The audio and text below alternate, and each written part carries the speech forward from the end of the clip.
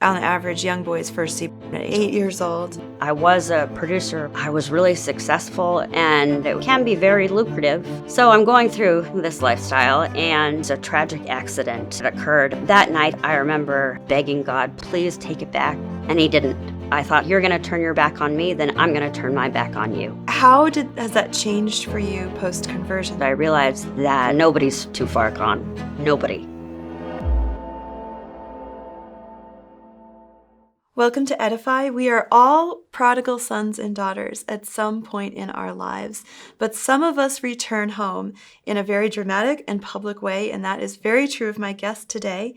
Bree Solstad was a former adult entertainment creator and performer, and she has recently converted to the Holy Catholic Church. I am so excited to welcome her today. Bree, thank you for joining us. Thank you so much for having me. It's an honor to be here. Well, I had never heard of you until January 1st of this past year, when you let drop a very dramatic tweet. And I guess it's a post now on X, right? We can't call it tweets and Twitter anymore. Right. Well, we've got to get the terminology right.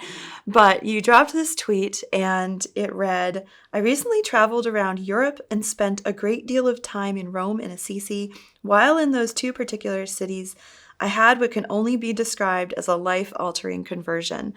Doesn't even come close to describing what happened to you. And I can't wait to dig into your story today. But first, let's go back to the beginning. So take me back to your childhood, how you were raised, and how you came to be where you are today. Well, I was raised as a Lutheran, actually, in a single-parent, only child household. So I had a lot of attention, a lot of focus was on me throughout my childhood. I definitely had the church within my life. I really felt like I had a good relationship with God. You know, I went to church every Sunday. I attended church camp and was really active in my youth group. And then I left for college. And I really think that it was the accumulation of being outside of a particularly religious environment where it was really easy for me to fall away from God, but then also being raised in an only child, single parent household. I didn't realize it at the time, but when I got to college, I realized that I had so much freedom but also so much responsibility being kind of like the other adult in the house, that when I got to college, it was like, all right, I can finally just be a kid. Mm-hmm. And being a kid to me at that time was primarily drinking, partying, drugs, reckless behavior, promiscuity. I just dove into all of those things. And something I've thought a lot about since then is, and since my conversion really, is a statement that Nicholas de la Torre first introduced me to. And it says that all of us were born with a God-sized hole in our hearts. And if you think about it, that's really true. Like, think of any kind of civilization, mm-hmm. Any society, there's something that's worshipped, creator. And lucky for us, we get to have God in that God-sized hole. But, you know, if we don't, then there's also the opportunity to fill that hole with anything else. It's not necessarily just an idol, but, you know, a lot of people worship things like alcohol or, you know, anything that you make the most important thing in your life, that's what you're putting in that hole. And that's where I was in college. I just completely fell away from the church and was just all about getting attention, and especially male attention, mm-hmm. being from, you know, a single parent, just you were raised by your mother. Exactly. Right? Yeah. Mm-hmm. So male attention was something that I didn't realize that I really wanted until I got to college, and it really developed into something completely detrimental and unhealthy. Wow. It reminds me a lot of St. Augustine in the Confessions, that mm-hmm. first part where he talks about our hearts are restless, O God, until they rest in thee. And so you were really restless going into college and being outside of your mom's home. I mean, had your mom raised you, you were in church and all that. What was sort of the message about sexuality that she imparted to you? Honestly, when I was young, she raised me to think that sex was between two married people who really loved each other and intent on procreation. in my household, we called it making love. But that was when I was growing up. Then when I got into high school, it was kind of more like she let those things kind of become more lackadaisical, and she was okay with my boyfriend sleeping over, as long as we were being safe, as long as we loved each other. Safe in scare quotes, right? Right. Yeah, right. Yeah. Interesting. So she, is she still a Lutheran? Is she a believing Christian? Because Still Lutheran. as you're speaking to me as a mom, I'm thinking, well, that's what I'm telling my children. And it's hard to hear that and then to see where the path that you ended up taking in college. But let's talk a little bit more about that. So you get to college and you go away from your childhood faith. You're involved in drinking and promiscuity. And I think there was a note too that you were involved in fitness and bodybuilding. Is that accurate at the time? Was that part of the college thing? Or? No, that was after college. So it was later on. So after college, I continued with this reckless lifestyle with promiscuity and drinking. And then from there, it almost just kind of escalated to the point of like, I no longer want to just be me within this reckless lifestyle. I want to share it with others. And I tell this story and it sounds so pathetic and ridiculous now, but yeah, I started a blog about my promiscuity. Like documenting what you were doing every day or something? Exactly. Okay. Wow. And, like a lifestyle blog, but bad lifestyle. Okay. Right. Yep. And from there, it caught the attention of a pretty well-known, successful worker in the femdom industry. And just for those of us who don't know what that is, what's femdom? Okay, so femdom is the combination of the two worlds, female domination. Oh, right. And in addition to femdom, there's also findom, which is the two things that I went with, financial domination. So we can get back to fitness later, but fitness didn't really occur until, several years after I was doing for a while. But I think something that's important for people to know, and especially as a mother who's concerned about their children going down the same path, is that at this point in time, I didn't have like a secure job. I wasn't in a healthy relationship. There was nothing really tying me to a beneficial way of life. And so when this opportunity came about, I thought, yeah, this sounds amazing. It sounds like lots of fun. Creating my own content, being my own boss, working from home. And that was all pitched to you by this influencer who was into this sort of kind of femdom. Right. Okay. And I think that is also a significant part of my story, because she didn't propose like, how about you get naked and have sex on camera? It was because of my blog, because of like my narcissistic attitude of like me, she thought I'd be really good for this particular niche, which doesn't say much about me, but also she was right. I think that especially growing up in the environment I did, it was almost a recipe for narcissism. And that's what I focused on was. What do you mean by that, a recipe for narcissism in your childhood? Because I was the only other person in the house. I had no brothers and sisters, no other parent. So I was raised thinking in a healthy way that my opinion really mattered, that what I had to say mattered, what I felt really mattered, that, we are equals. And so therefore I was raised with a healthy amount of confidence. But at the same time, it kind of is, I guess maybe a potential recipe would be better to say, a potential recipe for someone who's raised to be completely focused on themselves. And when I say narcissistic, I don't mean just egotistical. I mean actual narcissism where I don't just want what's best for me, but I'm willing to step over you to get what I want and what's best for me, but whatever it is that I want. And that's the kind of content that I produced. It was a focus on being bratty, on being a princess, on being better than everyone. And that it takes an effect. It has an effect. It takes a toll on a person. After a while, I mean, not surprisingly, I was really, really good at this job because, again, there was that focus on me, and attention. And, I mean, I was really successful. And I say that with almost, with shame, really, because it's not pride. It's not, I'm not bragging to say that I was the best narcissist out there. Right. You were really good at porn. Right. Like that's not right. But you Uh-huh. were. And talk to me in a previous interview, you said something about in the porn industry and getting into that being like a happy dysfunctional family. Mm-hmm. And so talk to me a little bit about the relationships that go on. Are porn workers aware of each other, close? Because I think of OnlyFans as like girls alone in their rooms Mm-hmm. doing this and making millions of dollars, kind of isolated. But you described it as a family, kind of. Mm-hmm. How does that work? So I think that fans is a little bit different than producing your own content for video format because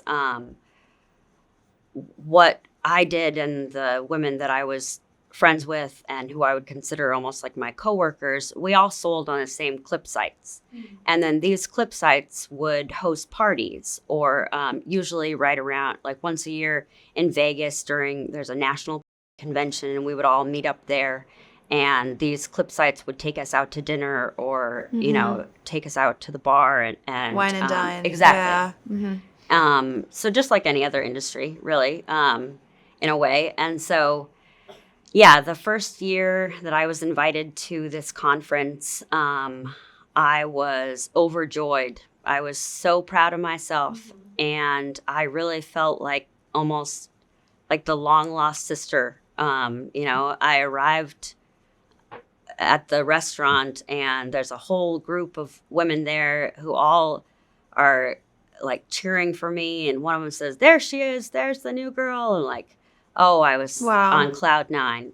And that lasted for a little while. Right? Yeah. I was so proud of myself. And that's also something to note of like the way that I would act is, the more scandalous, the more like mean and really shocking that I could be, the more acceptance and almost like compliments that I would get from not only my peers, but also my clients.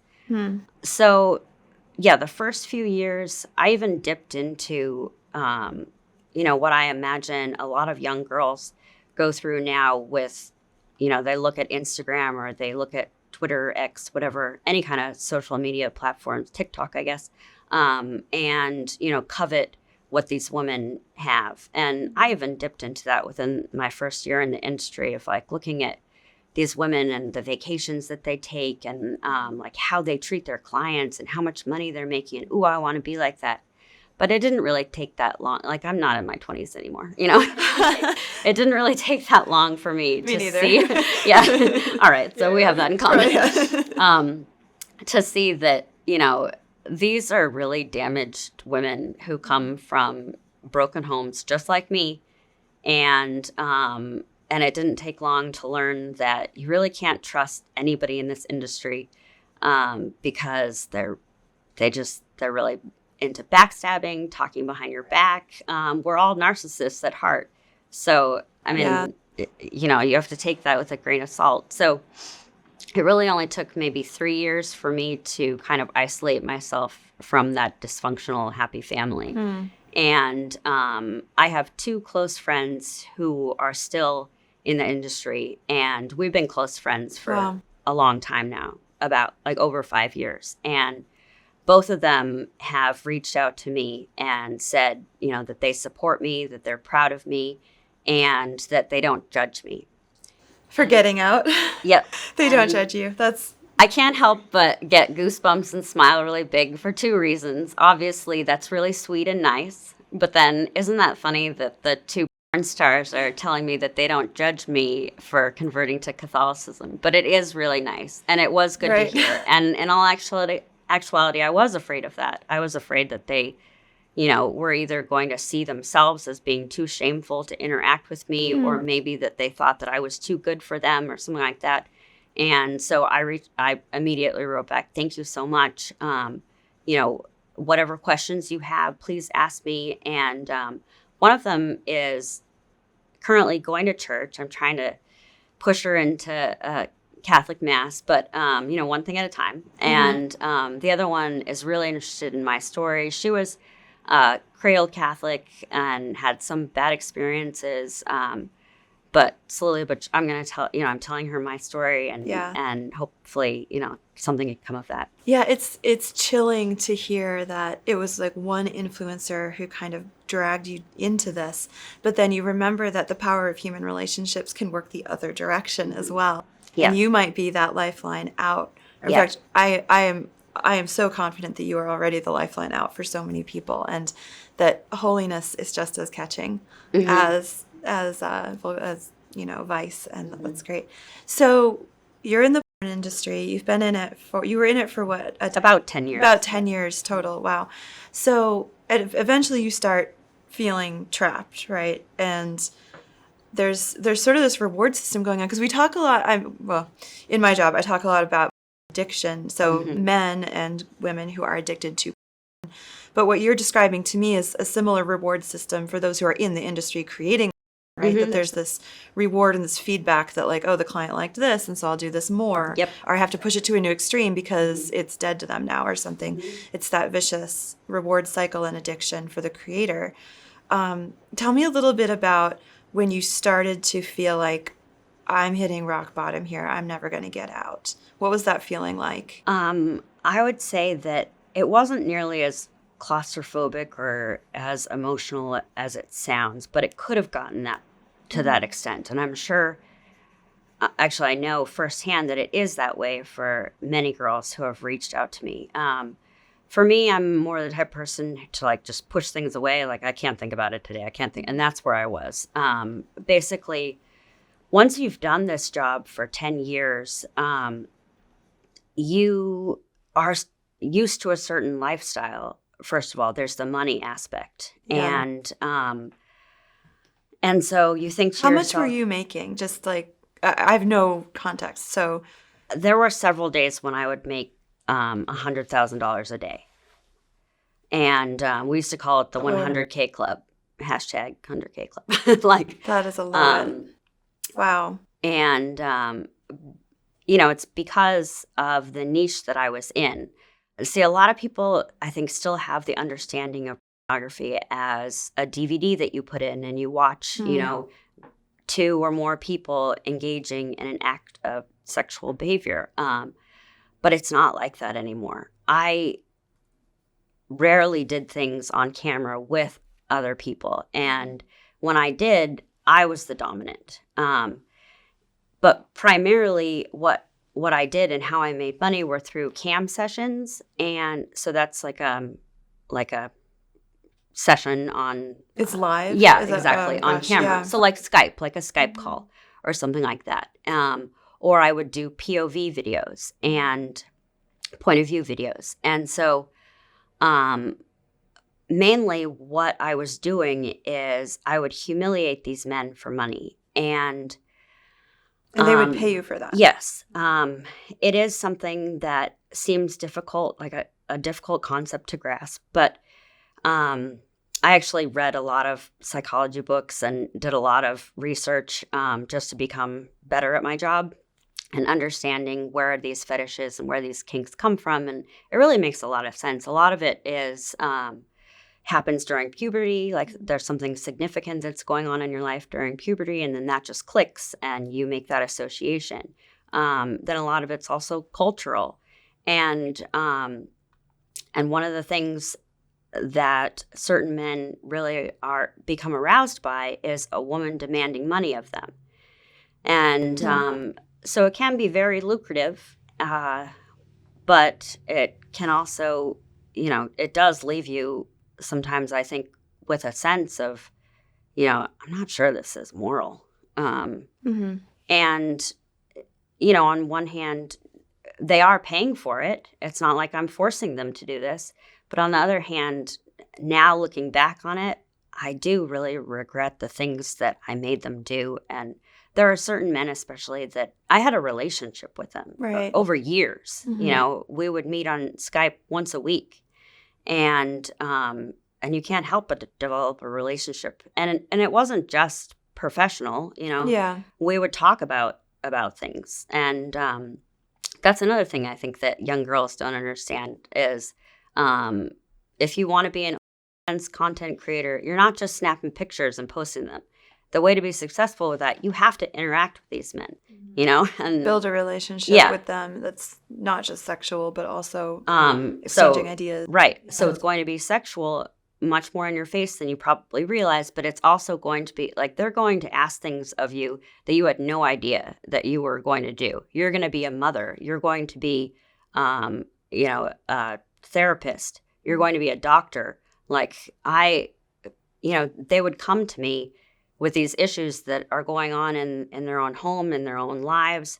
And I would somehow have to, take this information and make it so that I was listening, but also so that I could somehow manipulate it later. It was always in the back of my mind of like, how can I use this to my advantage? To make the paycheck Right. happen. Right, Mhm. right. That's mind-blowing. And I think it's that insight is people don't think about that a lot when they think of people in the industry. Yeah, it's now interactive. It's now hypnotic. The clips I made were specifically designed to be addictive. I did a lot of research on like Stockholm syndrome, Nazi techniques. Like it's kind of scary. Well, and that it's all there on the smartphone for kids Precisely. who have that. Mhm. And I think the stats now of like young boys, on average, young boys first see porn at age 11. 8. 8. That is 8 years 8 old. years old. Mhm. That is, and that's so far even from puberty. Like that's prepubescent. Yeah, and how does a child comprehend something like that at 8 years old? Seeing Right. that has the potential to really confuse them for the rest of their lives. Absolutely.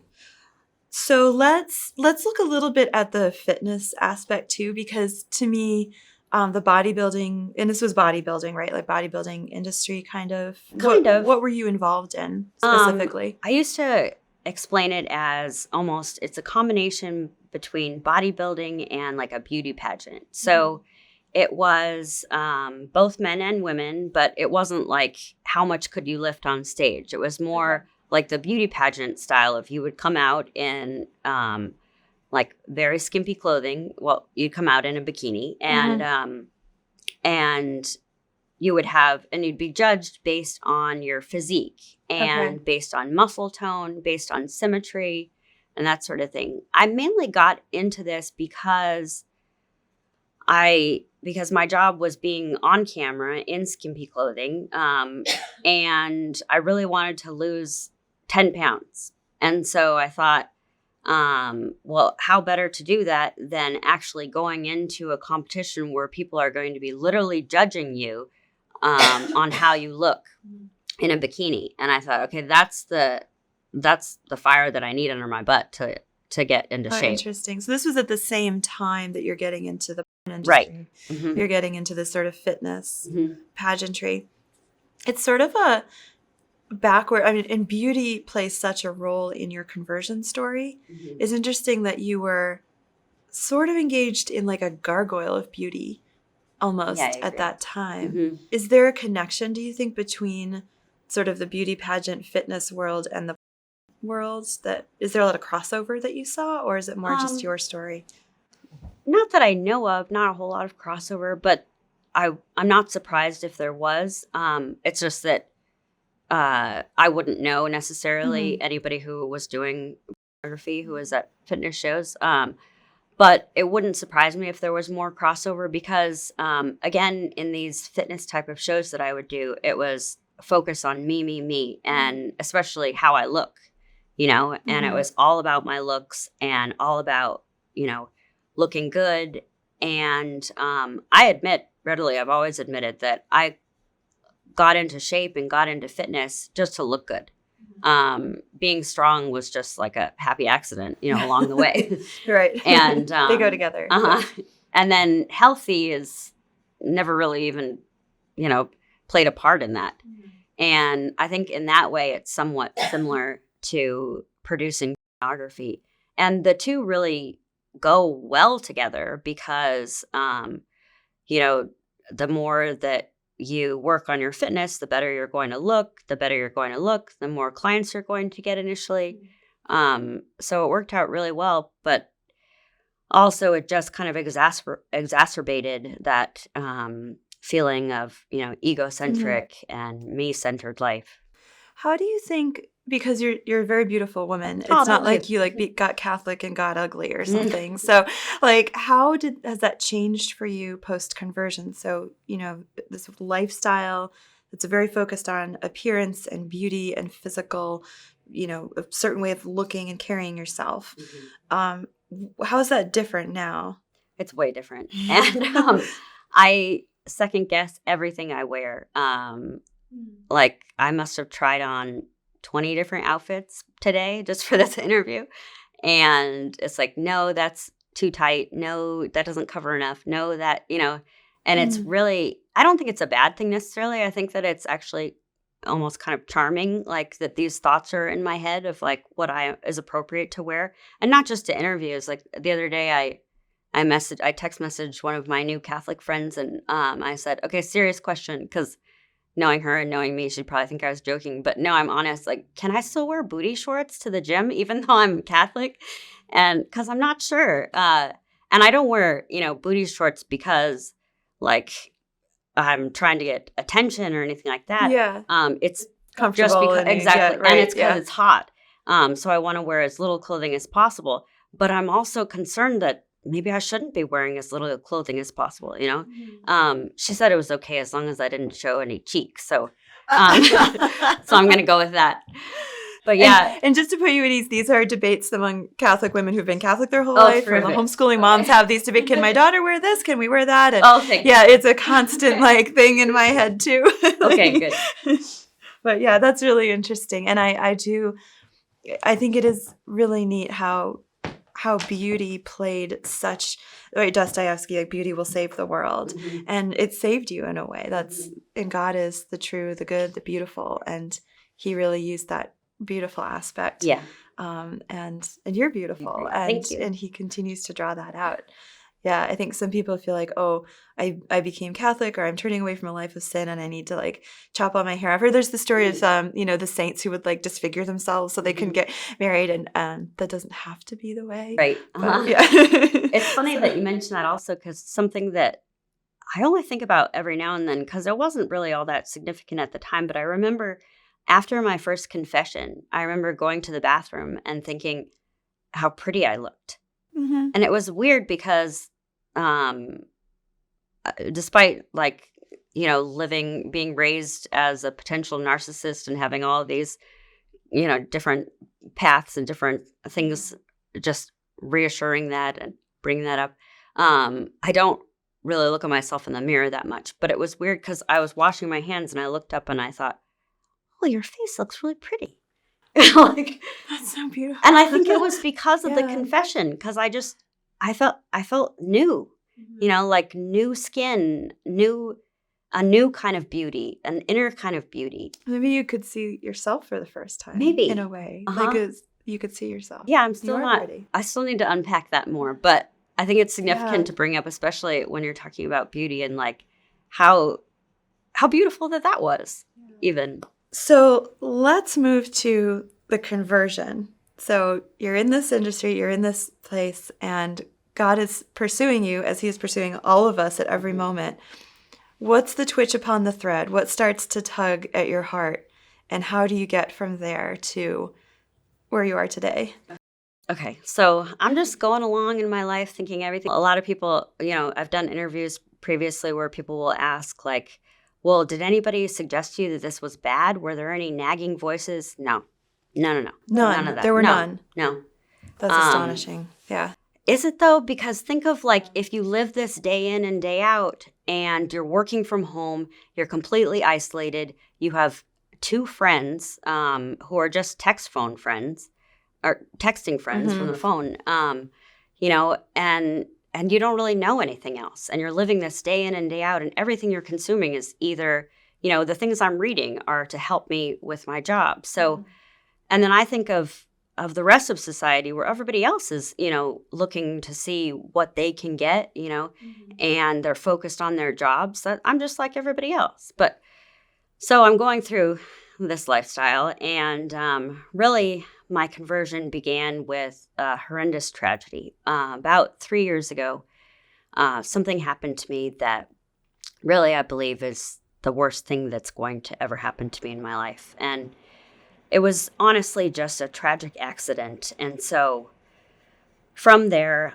that night that it occurred, I remember actually falling down to my knees, clasping my hands in prayer so hard that my knuckles turned white, and just begging God, please don't allow this to happen. Please take it back. Please, please. And he didn't. And so what little relationship that I had with him, I decided to squash that completely. I thought to myself, okay, now you're going to turn your back on me, then I'm going to turn my back on you. And I want nothing to do with you ever again. And I know that, he wasn't a big part of my life, but even the small amount that he was, I'm canceling that. I'm turning you off. Never again. And so I went into therapy. I started seeing a therapist once a week, slowly, maybe kind of recovering, but not really. I'm in a lot of pain and a lot of suffering, a lot of guilt, a lot of remorse. But then I have an opportunity to go to Italy, and I thought, well, yeah, I'm going to take that. And like on a vacation. Yeah. Exactly. Not religious. No. Yeah. But funnily enough, I did about 6 months of preparation before my trip. That's just the type of person I am. And so and right away I decided that the best art in all of Western civilization is found primarily in Rome. And so that's what I'm doing all day long, all night long. And then I also learned that in Rome, the best art is found in churches and basilicas. So here I am, having trouble with God, not able to communicate with him in any way. At one point, actually, prior to Italy, I did go to church with a friend of mine and just cried throughout the whole time. It was almost embarrassing. The woman next to me put her hand on me and said, may God bless you, which made me cry even more hysterically. Yeah. And it was just being in his house and in like a close proximity to him. I was still just so mad that he did that to me. Mm-hmm. So initially, I'm going into these churches and I'm thinking of them, I think, in my mind, maybe even subconsciously, this is just like a museum. I'm not actually visiting God. And I'm looking at this artwork. But then something starts to kind of change. And the more churches I go into, the more of this that I'm appreciating. It starts, instead of like just appreciating the artwork for the artwork, it starts to become like an appreciation of the theology and what the art stands for. And not just that, but I also couldn't help but notice in every Catholic church, the crucifix is like right there, smack dab in your face, on display, his greatest gift to us. The suffering Christ. Right. Yeah. Right. You don't get that in a Lutheran church. I don't know. Lutherans are somehow it's like they're embarrassed of the crucifix. But so I couldn't help but notice that every time that I would go into one of these basilicas. And then I also couldn't help but notice that Mary was pretty much everywhere. In Italy, especially in Rome and Sorrento and the smaller Amalfi Coast towns, you would see her everywhere, not just in the churches and basilicas, but on the street corners. Like it's called an edicola, which is just a small mural or a mosaic of her just like up on the street corner. Or there was a cafe that we frequented there, and the barista had Mary on his bracelet. And I was like, what is the deal with this woman? She is everywhere. And so when I'd go into these churches, I started seeking her out because she wasn't quite on display like the crucifix was. She was always kind of hidden in like an alcove. Like a Where's Waldo? Like, where's Mary? Exactly. Yeah. So it was like this fun thing that I would do where I'd go into the church, and then I even started kneeling and crossing myself. Just initially, it was almost just like, again, like a fun kind of when in Rome, do as the Romans do. But it became more. And as I did it more and more. And then every time that I would find Mary, I started saying hi to her. And then I started kind of conversing with her. And I thought about it, like, of all of the people in all of existence, she knows what I went through. She herself had the greatest tragedy. And not only did she accept this tragedy that she went through, but she accepted it with grace, with beauty, with mercy. And I thought, I want to be like that, but I'm not there yet at this point. And so I still couldn't talk to God, but I could talk to Mary, and I could talk to her about what happened with me. And she knew what was going on. Sorry. No. This is so great. Yeah. Thank you. Sorry. This is the first interview when, no, actually I did make somebody else cry. Yeah. I love her too for the same thing. And exactly. Yeah. And from there, it just blossomed. It just, like, my love for her is so great now because of this, because of how she reached out to me and she helped me when I don't think anybody else could have. Yeah. I don't think God could have done what she did at that point for me. I know that he was working through her. He was working through me. All things are through him. But I was so appreciative for her role in my life, especially then. It's just so beautiful that, like, your mother raised you on her own, and then Mary's raising you into the church. So did you go to Italy intending to, like, quit?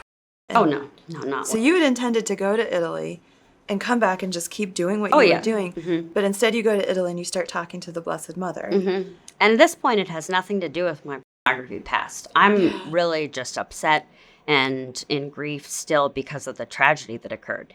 Yeah. And then from Rome, I also had a chance to go to Assisi. And as we talked, St. Clare is just an amazing woman. And I have to admit, though, I did go to Assisi to visit St. Francis.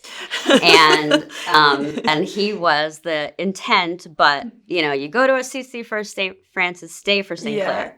Clare is the powerhouse behind Francis. Exactly. We were talking about this earlier. We both have St. Clare as our confirmation saint. And yes, like, it's always the woman behind the guy. Like, sorry, gentlemen who are in the studio, but it's true. Yeah, all right. And St. Francis was great. It was wonderful to visit with him and his church that he rebuilt and everything. But I went downstairs to visit St. Clare's tomb, and I knelt in front of her tomb. I closed my eyes, and something happened. I still can't really explain it exactly, but I had a vision of her. She appeared in front of me. She was seated. She was wearing like this cream-colored gown. She was kind of seated on a almost a platform in front of me, and she said to me, "Look at my lap," which I find really weird now that I think about it. But at the time, I was just so moved. Like, yes, what?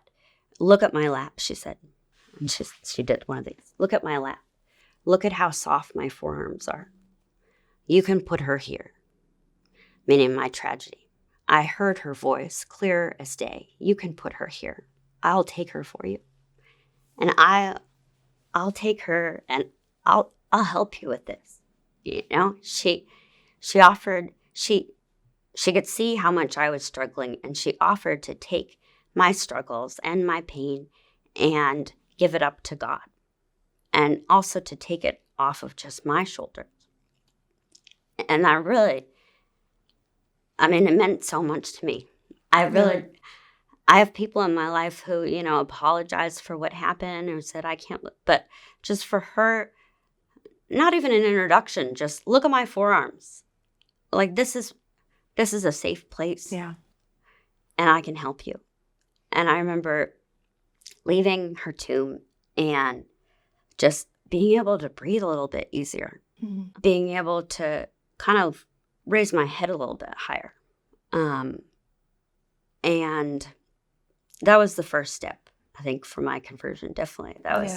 It was like a slow catalyst, a slow linchpin, almost. There were there's another linchpin, which worked a little bit faster, a little bit later on. But that was the first step. And at the time, I really felt relief, but I didn't feel like anything major had changed in me. I'd walk up out of her tomb and I breathed a little bit easier, but then I was like, okay, where are we going next? Let's just keep it going. Next on the agenda. Exactly. Wow. But it wasn't until after I returned from Italy that I really started examining my own life then. People have equated it kind of to returning from a pilgrimage. I imagine it's kind of similar where you spent all this time really developing your relationship with God and becoming closer to him, going to all these extraordinary places that are so holy that, you can't help but be changed. And then you get home and you're like, day-to-day rigmarole, how do I rekindle these feelings and continue these feelings? And that's where I was at, is I want to continue this feeling that I'm growing closer to God. And what about this Mary woman and that St. Clair girl with the soft lap? Yeah. What's going on? I want more of this. Yeah. And so I started going to Catholic Mass. I thought to myself, well, I didn't get these feelings, have these experiences in a Lutheran church, and I'm probably not going to get them, from there. So why even bother? I went back to where it had originally started, in a Catholic church, and I start going to Mass, and I start hearing things that, within homilies or reading in bulletins about how pornography is bad. And it's detrimental to society, and it's evil even. And I'm thinking to myself, yeah, exactly. Hopefully here. But you didn't stop going to Mass because you read that. No. Right. No, it was just, I kind of kept in my mind, they were like two separate things. Like the Catholic Church and then my job. You were very compartmentalized. Precisely. In that way. Yeah. But then I started thinking about the two and how, you can live with both of them, and you really can't. So that's kind of what started nagging my mind at my mind. And that's where those feelings of being trapped comes from, I think, is like at that instance, it was, well, first of all, how am I ever going to get another job after I've been doing this for so long? Yeah. And then also, but I can't do this and go to Mass at the same time. Like, I can't have it both ways. And so I decided just to trust God, give it to God. There were maybe like a few times that I thought, I don't know that I'm ever going to go on vacation again because I'm not making as much money, but it'll be okay. We can do cheap vacations now. That'll be fine. But that was really the only time that I considered myself worried or really concerned, was thinking about the money. Right. People have asked, like, was it a hard decision for you? No, not at all. I was ready. And I think, like you had suggested, that God, works on all of us, trying to recruit all of us. And I think that's one of the things, is he just never gave up on me. Yeah. But I just wasn't ready at the time. And then when I was ready, I decided, you can't have it both ways, or Catholicism, so I'm going to choose Catholicism. So who was the first priest you talked to, and what was that conversation like? Like, what did he say, and what did you say? That's one of my favorite stories, and that is the linchpin that really solidified everything for me. Okay. Because at this point, I'm still like, well, can I even be Catholic? I used to be a Lutheran, and I used to do P0rn, and like, I don't even know, like, is this the right fit for me? I'm not really sure. Not can I be Catholic, like, literally, but, like, kind of logistically in my mind. Like, am I even, like, good enough to be Catholic? Or, like, religious enough? I don't know exactly. And I wanted to hear it from, an authoritative voice. So, I make an appointment with, and I meet with this priest. And it's funny, because he didn't ask me anything about my past or anything about my job or any of that. That all came up later. But the only thing he asked, how is your faith? What is your faith life like now? And it was just, blah, blah, blah, like just word vomit all over his desk. Exactly. like just all about the tragedy, all about like the miscarriages, all that I'd had, the abortion that I had, the that I was doing, like just all of it came out. And he looked at me and he said, I want you to know two things. I want you to know that God loves you and he doesn't want you to be unhappy. And still to this day, I get all over goosebumps thinking about it because that changed everything for me. And it's not that complicated of a thought, you know, No, of a it's theory. very simple. Yeah. And it's not like I thought that God didn't love me or anything like that, but to hear it from him in those ways changed everything. And it wasn't, Wow. and I also like how he said, God doesn't want you to be unhappy. He didn't say, God wants you to be happy. I don't know why, but for some reason that meant a lot more to me. It kind of means the same thing, but it was almost like he was speaking directly to all of my brokenness and all of my past, and that he wanted to make it clear that God doesn't want me to live like this. Even though I was okay with living like this day in, day out, you know, like I mentioned, I, you know, was going to a therapist, trying to better myself. Kind of a neat aspect of that, and why I mention it frequently, is because just since Easter, my therapist and I agreed that I could start going just once a month instead of once a week. And I think that's huge. That's tremendous. Like, I've been going to her for 3 years, Wow, but it wasn't until I actually gave myself, gave my life, gave my heart and soul over to Jesus Christ that now I really only need to go to therapy once a month. That's beautiful. Yeah, there's that healing that Exactly. really, that secular therapy couldn't effect. Precisely. But that the love of God, and you just were open to that. And how beautiful you were talking at the beginning, how you get to college and you're looking for this male affirmation and these to have men, and then this priest in the Catholic Church with its male priesthood that people get so down on and they hate women. But like, God put this man in your life who said those two words to you. And so from there, you were gung-ho for OCIA and get me in the church. And exactly. That's amazing. I had spoken with his secretary for a few minutes before meeting with him. I think I arrived early. I was kind of nervous. And she was just the kindest person that I had ever met. Within 5 minutes, she told me about how, you know, her son had committed suicide and all of these things. And within those 5 minutes, I told her all about my tragic past. And we were hugging and crying within 5 minutes. And this woman, just the way that she wore her emotions and yet what had happened to her, but she was still smiling, still faithful. Still, I mean, she worked at the clergy's office. Like, I couldn't even imagine that. And seeing that in her, I wanted that for myself. Oh, I wanted that so much. And after I said goodbye to the priest, he introduced me to his secretary. I was like, oh, we're good friends. We've met. Exactly. But then he explained that she's the instructor for RCIA. And I was like, really? I'm in. Sign me up. Exactly. That's just, what an amazing, amazing story. Oh my goodness, I can't. So during the RCIA process, was there any like put on the brakes moment? Like, there's a church teaching where you're like, this is not, I can't do that, or some devotion that you're like, that's kind of weird. Was there any breaks, or was it just, I'm all in? Oh no, there were breaks. Several things. Yeah. And it's weird how, like, I don't remember going to church as a Lutheran and them like bashing the Catholic faith in any way. Like, a big part of Lutheranism, and even, you know, Martin Luther's supposed story, is anti-Catholic. So certainly we were anti-Catholic. I was raised like that. And I know there's like a lot of latent, you know, issues going on in my brain, but I was really surprised by how many came out. Like, at one point when I was doing a devotion, the novena to our Blessed Mother, there was some passage that I was reading and it was like, glorify Mary above all else. And I was like, what?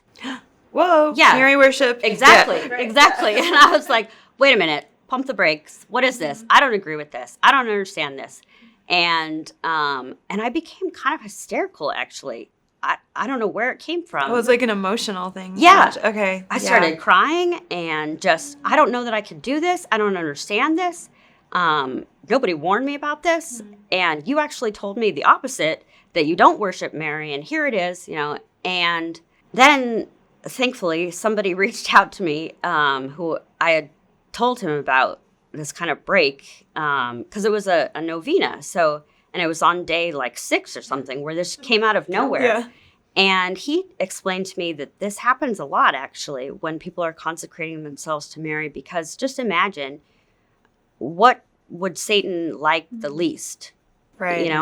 Especially for someone like me. He's already PO'd that he lost me to the church. Now I'm consecrating to Mary. Exactly. Yeah. Oh, and she crushes his head. So Exactly. he's like, get it. Yep.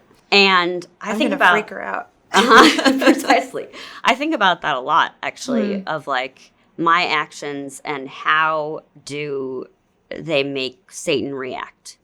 During that freak out on day 6 of my consecration, I thought just that of like, he is laughing with glee right now. He is hysterically happy that this is happening. And that scares me. It scares me a lot. So how did you get through that freak out? So my friend who had reached out to me, he explained that this is something that Satan does quite often when people are consecrating themselves to Mary. And it happens quite a lot. And then just thinking about that and then thinking to myself, okay, am I pleasing Jesus or am I pleasing Satan by having this freak out, crying, whatever? Okay, I'm pleasing Satan by doing this. Let's go back and look. Yeah, I don't want to do that. And then that's awesome. I also asked my friend to help me to interpret this passage better. And I was like, this is what I think it means. And he's like, well, it's not. And so let me help you to explain, Yeah. And so that isn't that interesting? Because there's this movie, I forget The Usual Suspects. And there was this line in it, like the greatest trick the devil ever played was convincing the world he doesn't exist. And I think about that a lot for people who are trapped in a life of sin or being divided from those they love or isolated or the industry. You probably, as a porn star, weren't thinking, oh, I'm working for Satan, right? But then it's when you actually can recognize, okay, Satan is another creature made by God. He is not all powerful, but he's trying to do this for me. He's trying to divide me from the Blessed Mother. He's trying to divide me from Christ. It's at that point that he loses his power once you recognize that he's in play. Yeah. And it's sort of a theme throughout, I think, the saints' lives that they're the ones who see, oh, Satan's in the corner over there. Get thee behind me. I'm going to go on with my business. And that's the power of Christ, that you're redeemed and that truly he's going to win in you if you just let him do that. So you're consecrated to Mary. And then there was this beautiful, I love this picture of you at the moment of your first Holy Communion. You're just, your face is so radiant. You kneel down, you have the veil on, and the priest holds up the host. And it's just what was that moment like from the inside? Oh, yeah. I was crying so much that I left a puddle of tears on the kneeler. I was smiling so much that my face hurt. It just felt so good. It felt so safe and secure. And also, it just felt like I remember going back to my pew, kneeling, and just saying thank you. I had always done that. Like, it is something that you learn in the Lutheran religion, that it is a gift in a way. Yeah. And so that's something that was common even from my youth, was thanking God for the Eucharist. But this was different. It was, thank you so much for not giving up on me. Thank you so much for not letting me go, for believing in me, for holding on to me, and for just continuing to help me even when I pushed you away. Yeah. That's, just an amazing. So, Blessed Mother, women in the church, I've noticed that Satan seems to still have a grip on a lot of your Twitter followers. You do continue to have a pretty amazing social media presence. Yeah. And so now you're known as Miss B Converted, because you are. And I am continually shocked by the vitriol that people throw at you online. It's almost demonic in character because it's so angry. But I'm particularly interested in the number of sort of Protestants who attack you, and will say things like, God can't forgive you, or you were too far gone, or something as simple as, how dare you become Catholic and worship Mary. So tell me a little bit about what's it like to be on the receiving end of that, and what do you see your role in that conversation online as?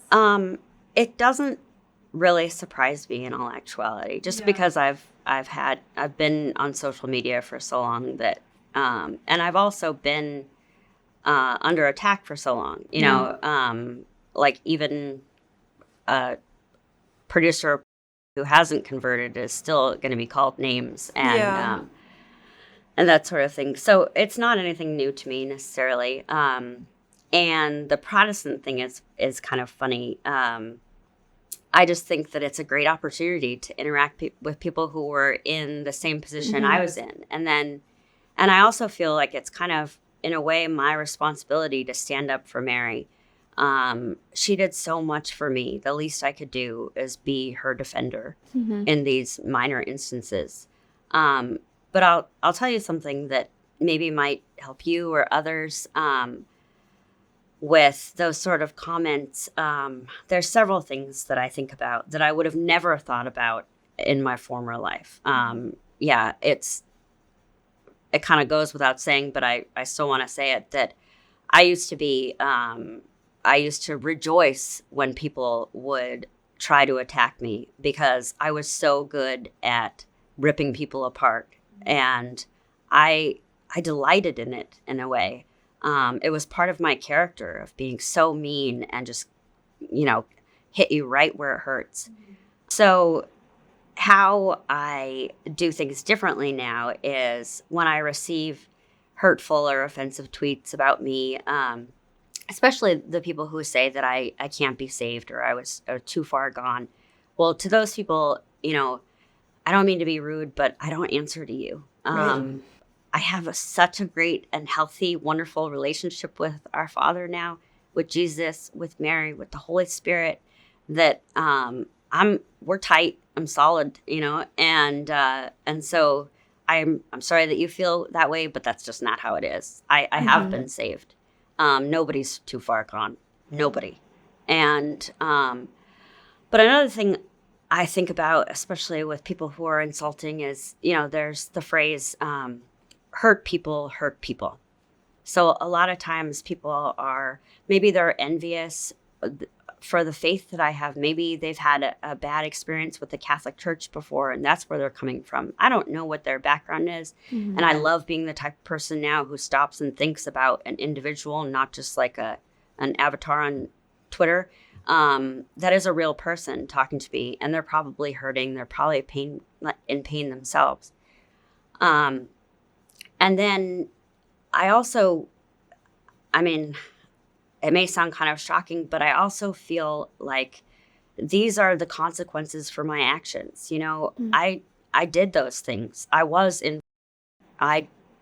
a producer of pornography, and now I just have to accept it. In a way, I kind of think of it as like my own form of penance, or, as a convert, it's my cross to bear. I think even people who aren't in the industry that I was in or didn't come from such a horrendous path, that they probably also get these attacks as well. And it's our cross to bear as converts, as Catholics. I feel like we have a greater responsibility. Then the final thing, a lot of people have asked me about this, so I want to help others also, because I know that feeling. I know how it used to be when you see something and you get so mad and so angry, or just like floored and completely shocked. Like I'll be, one person sent me a message saying that he'll be peeing on me from heaven while I'm on fire in hell. Oh dear. And like, come on, buddy. Well, that doesn't even make sense. No, like, wouldn't that be a benefit to me if I'm on fire, that you would be peeing on me? Like, and then these are the things where my mind goes now, and like, man, that guy must really be hurting. Yeah. And but the thing I want to really share with you is a quote that I have and I want to make sure that I get it just right. So I'm going to read it. It's from St. Theodorus the Great Ascetic, and it really applies in many different walks of life, but especially when you're about to tweet something back to somebody. If you love Christ, you must keep the passion of rancor far from your soul. You should on no account yield to feelings of hostility. Rancor lurking in the heart is like fire hidden in stalks of dry flax. Rather, you should pray fervently for anyone who has grieved you, and you should help him if you have the means. By this action, your soul shall be delivered from death, and nothing will hinder your communion with God when you pray. So really, I mean, it's a lot of self-preservation also. Doing the right thing can be difficult sometimes. So, just try to find what works for you. For me, it's this quote, but it's also a form of self-preservation and even kind of pride. I sent this tweet out on January 1st saying I was going to change my life completely. Now I'm just going to go back to the way I was. No, I can't be that person. I made, a commitment. Yeah. Yeah, that's amazing that, previously you rejoiced when you were attacked online because you could show how tough you were, like strong woman or whatever, girl boss. And then, but now you can rejoice because you're working out your salvation through it. And it's amazing how God's goodness is so often just the fulfillment of everything we were trying, like you said, the God-shaped hole, trying to fill beforehand. And get those feelings. And now it's real. It's not just a feeling anymore. And God's with you. Yep. That's just amazing. And you make rosaries, right? So you're honoring our Blessed Mother in that way. Do you want to tell us a little bit about that? Please. Yeah. So I was, like I said, a little concerned of what I'm going to do, who's going to hire me. I can't put what I did. There's a 10-year gap, right? Exactly. What have you been doing for the past 10 years? Nothing. Well, we don't want to hire you. A videographer? Or no, I've even thought if I had some sort of flowery euphemism like artistic entertainer, that's just going to lead to more questions. Yes. Yeah. So I was a little concerned, and I knew that I really wanted to continue working from home. I have dogs who are young, and they get into trouble if left alone. So it was just a really nice environment. But I knew that I wanted to do something different, and ideally something that would help me and others to grow closer to both Jesus and Mary. And so I thought, why not try making rosaries? And I also make other Catholic pendants for people who, I've a lot of people who have messaged, I already have a rosary. Do you do anything else? Well, okay. And I had studied jewelry design when I was younger. And so it just seemed like a good fit. But I really didn't know if anything was going to come of it. And I am completely floored, completely shocked at the amount of support and just the amount of support and love and just that people have shown to me. And I hardly can keep anything in stock in my Etsy store. Things sell out pretty much within a day.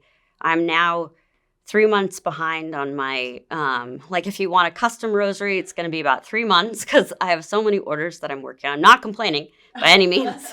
Yeah. Right. But I just never thought that I would be able to be a success at this, and especially given my past. And it's so beautiful and rewarding, and just blessing doesn't even come close to what he has given me through this. Just a former porn producer now making, a rosary for your daughter's first communion, or, I made a rosary for a priest who had just come out of seminary, and and other people's children. You want me to make a rosary for your child? Do you know who I am? You know what I did? Well, yeah, that's why I want you to make. Really? That's amazing. Right? Yes, of course. Yes. And you wouldn't believe how many interviews I've done where I talk about, how I was concerned about my finances and that sort of thing. And then after the interview, it's been 5 interviews now that after we're done, the person has said, do you need work? Because I could help you get a job. And, wow. And that means so much to me. And I have to say, No, I have plenty of work now. I mean, it's been incredible. I'm busy. Yeah. But isn't that shocks me. That surprises me. The people who are reacting poorly on Twitter, that doesn't really surprise me. Mm-hmm. But I am overjoyed, blown away. Like I said, blessed really doesn't even come close to describing how he's worked through me with the Rosary business, and then also just being an inspiration and being a witness for other people. I'm really shocked at how many people have read my story and followed me on Twitter and then come to tell me that they're giving up pornography, either creating it or viewing it. Yeah. Or women who've reached out and said, I feel really dirty and disgusting, and I was right there too. And that's one of the things, when I started going to Mass, I started really examining my own life, and I didn't like what I was seeing. Like, are you at that point? And maybe I could help you with those decisions or, help you. It's amazing. Yeah, and I think the world is so starved for mercy, right? Right. As we talk a lot at Catholic Vote about the new state religion, right? The LGBT flag and, the abortion being one of the rituals of the new religion. And it's a religion, and a lot of people in the LGBT or like the sex, like they're looking for connection and family and filling that some hole, either a father figure or mother figure. But there is no mercy in that religion. There is, if you speak against the flag, if you speak against abortion, you are anathema and you're canceled and you're hateful. There's no mercy. Whereas what we find in the Catholic Church is that mercy. And whenever there's a great story like yours of conversion, it speaks to the world that God is still working and he is greater than all of this merciless garbage that is put in our faces all the time. And it's funny, I'm not surprised at the enthusiastic response. I'm more, right. It's so funny how like our lives are different, but we're still tied by that mercy. And we pray that we persevere to the end. So just fun questions to maybe wrap it up a little bit. Sure. What are you reading right now? Like, what are you pursuing in the faith right now as a baby Catholic? Yeah. So I just finished an amazing book. It's called P0rn, okay. Which is St. Clare's real name in Italian, spelled Chiara. And it's by Madeline Nugent, and a fascinating book about the story of her life. All right, I'm going to have to check that out because I have not read that one. And then I just now started The Convert's Guide to Roman Catholicism by Keith Nestor. All right. That sounds very practical. I like it. Like, give me the steps. That's awesome. But it's fun, though. It's a great book because it's practical, but it's an easy read because he writes it from first-person perspective. Okay. And he was a Protestant pastor who came into the Catholic Church. And so there's a lot of like, yeah, I went through that. Yeah, exactly. All right. I like that. Yeah. Talk to me in my own language. Exactly. That's good. Okay, then we're just going to do a fun this or that. All right, so really rapid fire. Okay. Just to get to know. And I think I know the answer to the first one. So cats or dogs? I'm going to have to say both. I can't choose. No. Okay. What did you think I was going to choose? I was saying dogs. Yeah. You said dogs before. But that's cool. Cats and dogs, like all God's creatures. Right. St. Francis connection. Okay. Like, we can forgive you the cats. Uh-huh. All right. Okay, Mary or Martha? Martha. Oh, very much, yes. do. Okay, Easter or Christmas? I'd say the Annunciation. Oh, I like it. The third wheel. Okay, Annunciation, excellent. Mountains or ocean? Mountains. Oh, me too. Hey. And steak or salmon? I'd say neither. I've never been a steak person, and I was born and raised in Alaska where every Thursday was salmon night. So most people think salmon's some sort of amazing delicacy. Yeah, not me. Not for an Alaskan native. Okay. It's only been like within the last few years that I've been able to actually consume salmon again.